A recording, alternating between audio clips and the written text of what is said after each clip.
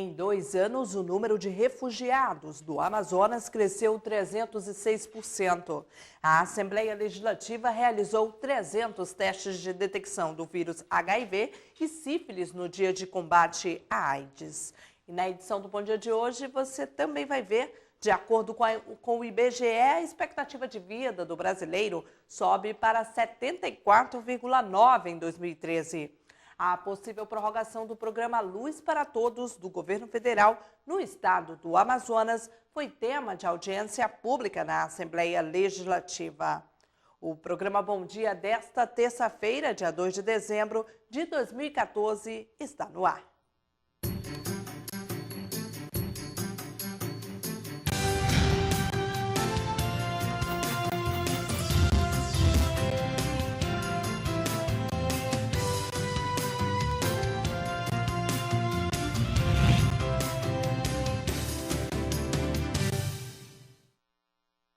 Olá, bom dia para você que acompanha ao vivo a programação da TV Assembleia. Está no ar o programa Bom Dia. Entre 2011 e 2013, houve um aumento de 306% no número de refugiados que chegaram ao Amazonas. A maioria desses imigrantes que foram obrigados a abandonar o país de origem que são colombianos que fogem da violência promovida pelas Farc. O termo refugiado é utilizado para se referir a uma modalidade específica de imigrante. São pessoas que sofreram perseguição política, religiosa ou racial em seus países e foram obrigados a cruzar a fronteira para escapar dessas violações. Muitas vezes, a fuga para um país vizinho é uma questão de sobrevivência. O Amazonas tem recebido esse tipo de imigrante por conta da proximidade geográfica de países com problemas. De 2011 a 2013, o número de pedidos de refúgio saltou de 15 para 61. Destes 61, 36 eram colombianos, representando a maioria. Venezuela e República Dominicana também tiveram números expressivos, com 7 refugiados cada. Até outubro de 2014, foram registradas 124 solicitações, pouco mais que o dobro do que o total de 2013. Segundo o Alto Comissariado das Nações Unidas para Refugiados, são 16,7 milhões de pessoas nessa situação em todo o mundo. Atualmente, o Brasil abriga cerca de 5.200 destes refugiados. No dia 1º de dezembro, foi dia de combate à AIDS. A Assembleia Legislativa do Amazonas, em parceria com a Fundação Alfredo da Mata, realizou palestra de conscientização e 300 testes de detecção do vírus HIV e sífilis. Enquanto em todo o país os casos de HIV/AIDS têm diminuído, os estados do Amazonas e Rio Grande do Sul têm caminhado no sentido oposto. A cada dia, mais pessoas são diagnosticadas com a doença. Para diminuir esse índice, a Assembleia Legislativa Amazonense e a Fundação Alfredo da Mata realizaram uma ação com a distribuição de preservativos, panfletos e 300 testes de detecção do vírus HIV e da sífilis. Estamos ofertando um teste rápido de HIV e que vai constatar o contato com o vírus ou o contato com a sífilis. E uma vez confirmado o contato, hoje o tratamento existe, a doença não irá se desenvolver. O importante é trabalhar até nessa fase. E mais do que isso, é não ter o contato com o vírus. Então o uso da camisinha, a conscientização é importante. Eu acredito também que por motivos culturais, da própria região, a AIDS aqui foi um pouco ignorada. De uma certa forma, eu acredito que aconteceu isso, porque a epidemia tem números crescentes em mortalidade infantil e em mortalidade de pacientes também por causa do diagnóstico tardio, principalmente aqui na região norte. Segundo dados do Ministério da Saúde, desde o primeiro caso de HIV/AIDS diagnosticado no estado do Amazonas, em 1986, foram registrados mais de 10.733 casos até o ano passado. Desse total, cerca de 4.000 são mulheres e quase 7.000 são do sexo masculino. No ranking de taxas de detecção do vírus, o Amazonas ocupa o 3º lugar entre os estados brasileiros, superando a média nacional. A taxa de incidência do vírus no estado é de 29,2 a cada 100 mil habitantes. Com a chegada da medicação, as pessoas ganharam uma outra confiança, uma vez que há algum tempo atrás, a AIDS era sinônimo de morte iminente até no máximo 5 anos. Com a chegada dos retrovirais, que são as medicações que controlam esse vírus, isso parou de ocorrer. Mas é preciso lembrar que é preciso tomar essa medicação o resto da vida e que ele tem efeitos colaterais. A evolução dos medicamentos e o tratamento adequado permitiu às pessoas que convivem com a doença uma vida normal. Já há muito tempo, com o advento dos primeiros antirretrovirais, inibidores de protease e de outras classes, isso já é verdadeiro.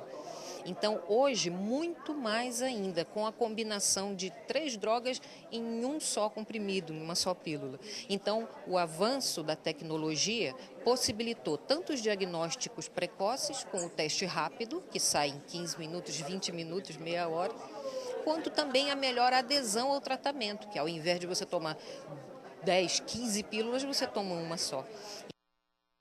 Sobe a expectativa de vida do brasileiro, segundo o cálculo do Instituto Brasileiro de Geografia e Estatística, o IBGE. Em 2012, a expectativa era de 74,6 anos. Esse número subiu para 74,9 em 2013. De acordo com o cálculo do IBGE divulgado nesta segunda-feira, a expectativa de vida ao nascer no Brasil subiu para 74,9 anos em 2013 para ambos os sexos. A tabela, que mostra a expectativa de vida para todas as idades até 80 anos, apresentou um aumento de 3 meses e 25 dias em relação a 2012, quando a expectativa de vida era de 74,6 anos. Já em 2003, o número era de 71,3 anos, o que mostra um aumento em 10 anos de mais de 3 anos de vida. Em uma análise entre 1980 e 2013, o salto foi de 12,4 anos, passando de 62,5 para 74,9 anos. A redução de morte é observada principalmente na mortalidade infantil e de idosos com mais de 70 anos. Fatores como melhorias ambientais, higiene pública e avanços médicos estão entre os apontados por especialistas para o aumento na expectativa de vida dos brasileiros. A Organização Internacional do Trabalho divulgou essa semana um estudo sobre dados trabalhistas. As capitais brasileiras possuem as maiores taxas de emprego formal. No entanto, cada 5 trabalhadores não possuem carteira assinada. A Organização Internacional do Trabalho divulgou um sistema com indicadores trabalhistas de cidades brasileiras. Os dados foram elaborados em parceria com o Instituto Brasileiro de Geografia e Estatística, o IBGE. De acordo com a OIT, as capitais brasileiras possuem as maiores taxas de emprego formal. As regiões Norte e Nordeste estão entre as capitais com os índices mais baixos. As capitais Macapá e Belém apresentaram os piores resultados, ou seja, são as que possuem maior quantidade de trabalhadores informais. Já Vitória, capital do Espírito Santo, e Florianópolis, em Santa Catarina, são as que mais têm trabalhadores com carteira assinada. Ao fazer um balanço dos índices, a OIT chegou à conclusão de que 1 em cada 5 brasileiros trabalham na informalidade. Em todo o país, são mais de 33 milhões nesta situação. O Brasil alcançou nova redução na taxa de mortalidade infantil em 2013. De acordo com dados divulgados pelo IBGE, o índice de morte até 1 ano de idade ficou em 15 para cada 1.000 nascidos vivos, contra 15,7 apontados em 2012, o que representa uma redução de 54 mortes de crianças no país. A taxa de mortalidade infantil voltou a cair no país, segundo dados das Tábuas Completas de Mortalidade do Brasil, de 2013, divulgados pelo Instituto Brasileiro de Geografia e Estatística, IBGE. De acordo com os resultados, houve 15 mortes de crianças até 1 ano para cada 1.000 nascidos vivos. Em 2012, esse número era de 15,7, uma redução de 54 mortes de crianças até 1 ano para cada 1.000 nascidas vivas. O dado já foi bem maior, de 69 óbitos em 1980, uma queda de 78% em 34 anos. A melhora também pode ser observada na mortalidade na infância, do nascimento até os 5 anos de idade. Isso porque para cada 1.000 nascidos vivos em 1980, 84 não completavam 5 anos. Em 2013, essa taxa atingiu 17 por 1.000, um declínio de 79%. Segundo especialistas do IBGE, entre os motivos dessa redução estão o aumento da cobertura vacinal, o Programa Nacional de Atenção ao Pré-Natal e de Aleitamento Materno e o crescimento do número de estabelecimentos de saúde. Além disso, melhorias nas condições ambientais, como saneamento básico, aumento do grau de escolaridade das mães e renda familiar, também impactaram na redução dessa taxa.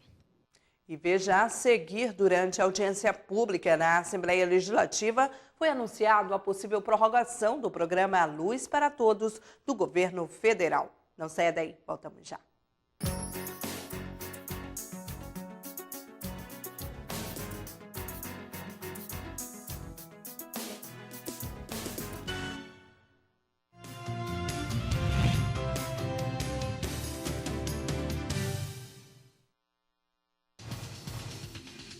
Quer saber mais sobre o que está acontecendo na Assembleia Legislativa?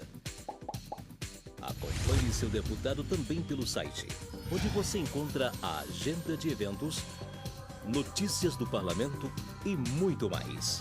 Acesse www.ali.am.gov.br. Assembleia Legislativa, cuidando da nossa gente.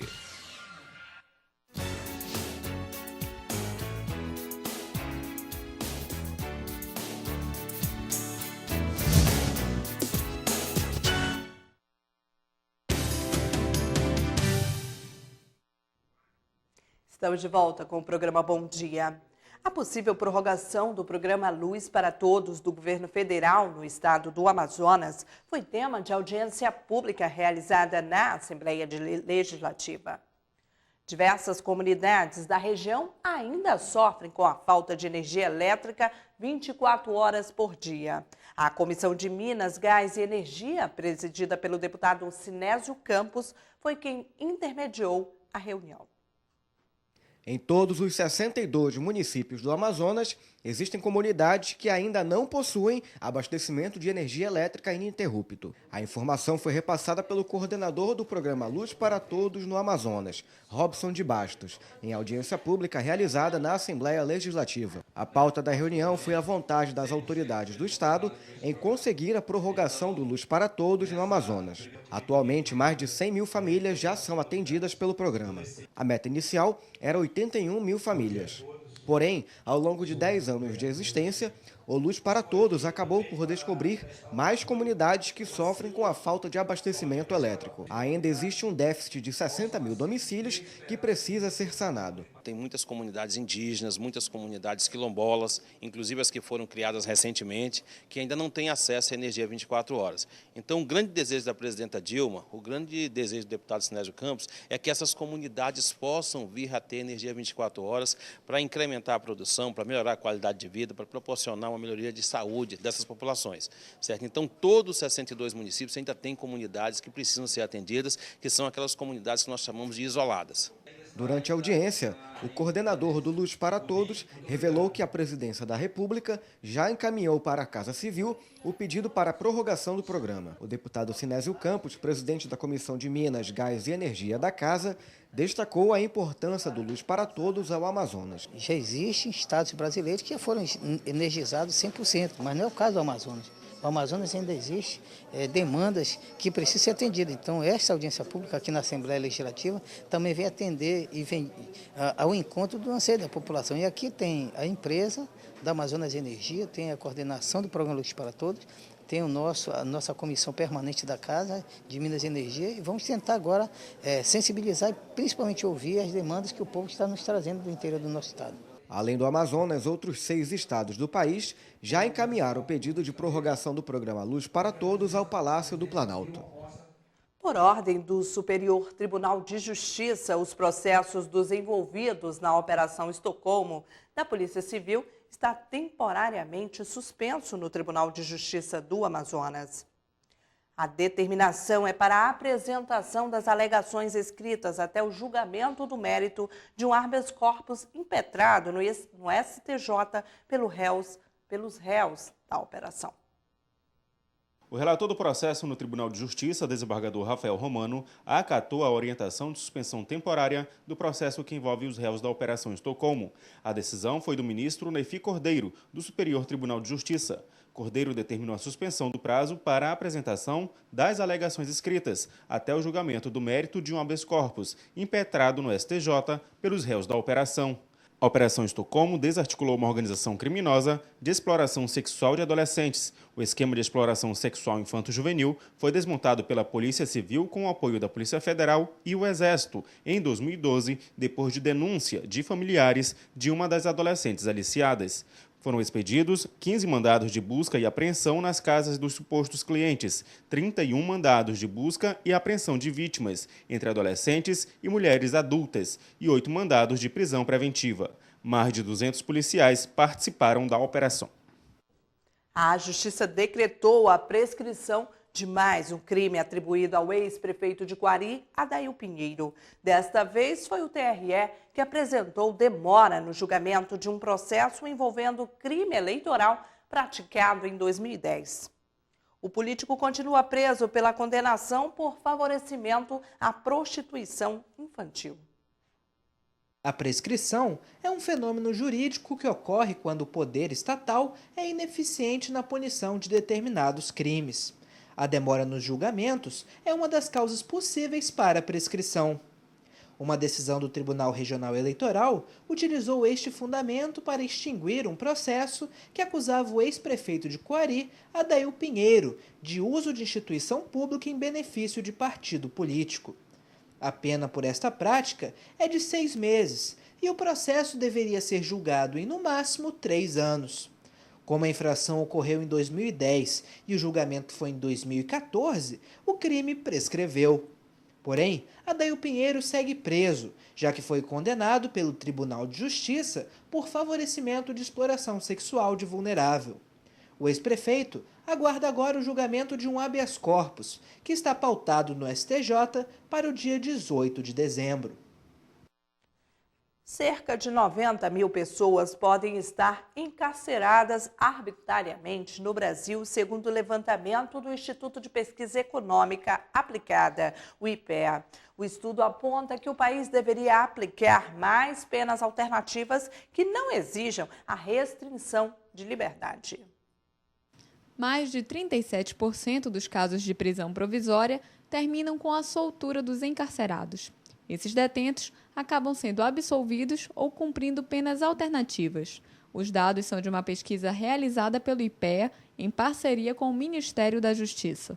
Segundo o levantamento, a prisão provisória no país é abusiva e desproporcional. Os pesquisadores defendem que o cárcere seja visto como última opção entre as alternativas penais. Até dezembro de 2013, o total de presos provisórios chegou a 240 mil. Desse número, estima-se que 90 mil estão presos sem motivos bem fundamentados. Dados do Ministério da Justiça apontam que a população de presos no Brasil aumentou 400% nos últimos 20 anos. Ainda de acordo com a pesquisa, a maioria dos presos que são condenados são negros. Eles representam mais de 57% nos casos das varas criminais, nos quais os resultados dos processos tendem a ser a prisão definitiva, enquanto os brancos representam 41%. Já nos juizados especiais criminais, que tratam de crimes mais leves e costumam aplicar penas alternativas, a maioria de brancos, com 52% contra 46% de negros. Gastos com campanhas eleitorais ultrapassam os 5 bilhões de reais de acordo com o TSE. E senador Armando Monteiro Neto, do PTB de Pernambuco, é o novo ministro do Desenvolvimento, Indústria e Comércio Exterior. Essas e outras notícias agora no Bancada Parlamentar com a jornalista Adriana Araújo.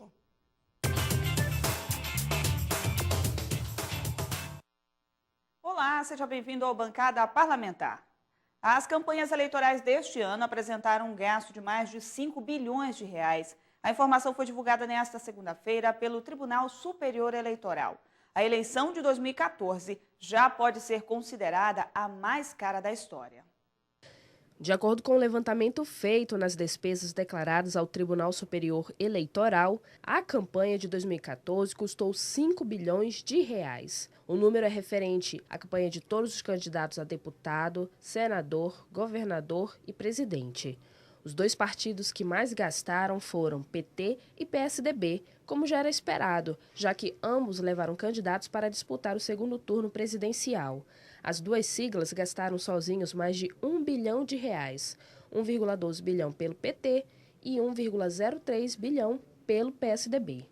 Para a ONG Transparência Brasil, as eleições deste ano já pode ser considerada a mais cara da história da democracia brasileira. Ainda assim, o custo total foi apenas 11% maior que o de 2012, sendo considerado o menor aumento registrado na série histórica feita pela ONG desde 2002. E esse valor pode ainda diminuir nas próximas eleições, caso o Supremo Tribunal Federal conclua o julgamento de uma ação que proíbe doações de empresas para financiar campanhas, que hoje são as responsáveis pela maior parte do dinheiro usado pelos candidatos. Como o ministro do STF, Gilmar Mendes, pediu vista do processo, o julgamento foi suspenso e não há prazo para concluir a votação. Além dos gastos, um levantamento feito por um portal de notícias mostrou que 21 dos parlamentares eleitos no pleito de 2014 no país foram financiados pela indústria de armas. Os números mostram ainda que os fabricantes de armamentos contribuíram para a campanha de 14 deputados federais e 7 deputados estaduais. Quase metade da comissão da revogação do Estatuto do Desarmamento recebeu doações do setor. Mais de 70% dos candidatos que receberam legalmente doações de campanha da indústria de armas e munições se elegeram em outubro. Os dados são do portal Congresso em Foco. Dos 30 nomes beneficiados pelo setor, 21 são deputados federais e 14 deputados estaduais. Ao todo, os fabricantes de armamento destinaram mais de 1,5 milhão de reais para políticos de 12 partidos em 15 estados diferentes do país. Dos 24 titulares da comissão especial incumbida de discutir o projeto que libera o porte de armas de fogo no país, 10 receberam doações do setor para suas campanhas eleitorais neste ano, o que representa 40% dos integrantes da comissão. Outros 6 suplentes do colegiado também foram financiados. O plenário da Câmara dos Deputados pode votar na primeira semana de dezembro 2 propostas de emenda à Constituição. A primeira PEC concede a aposentadoria integral por invalidez ao servidor público em qualquer situação. E a segunda institui o orçamento impositivo de emendas parlamentares. A primeira das sessões está marcada para esta terça-feira, dia 2. O Palácio do Planalto informou o nome de mais um dos ministros que comporá a equipe de Dilma Rousseff no segundo mandato. Armando Monteiro assumirá o Ministério do Desenvolvimento, Indústria e Comércio Exterior. O anúncio sobre o nome do novo ministro foi feito por meio de nota à imprensa. O senador Armando Monteiro Neto, do PTB de Pernambuco, aceitou o convite da presidente Dilma Rousseff para assumir o Ministério do Desenvolvimento. Armando Monteiro é ex-presidente da Confederação Nacional da Indústria e disputou neste ano a eleição para governador de Pernambuco e foi derrotado por Paulo Câmara, do PSB. De acordo com nota divulgada pela Secretaria de Comunicação da Presidência, o atual ministro, Mauro Borges, permanecerá na pasta até que seja concluída a transição com a equipe do novo ministro. Monteiro Neto é o 4º ministro a ser indicado para o segundo mandato de Dilma Rousseff.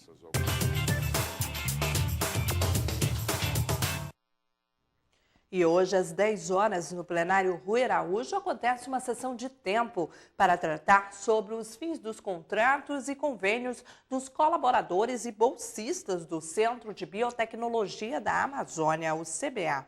A autoria é do deputado José Ricardo, do PT. E às 11 horas, também no plenário Rui Araújo, acontece uma sessão de tempo em atenção à Semana da Arquitetura e Urbanismo. A autoria é do deputado Sidney Leite, do PROS. E veja agora o que foi destaque no programa Bom Dia de hoje. Prorrogação do programa Luz para Todos entra em discussão na Casa Legislativa. Senador Armando Monteiro Neto é o novo ministro do Desenvolvimento, Indústria e Comércio Exterior. E mais, a Assembleia realiza dia de conscientização e 300 testes de detecção do vírus HIV e sífilis foram feitos. E o programa Bom Dia de hoje termina aqui. Você que ficou conosco, muito obrigada pela sua audiência. Uma ótima terça-feira para você. Fique agora com a sessão plenária deste dia. Tchau, tchau.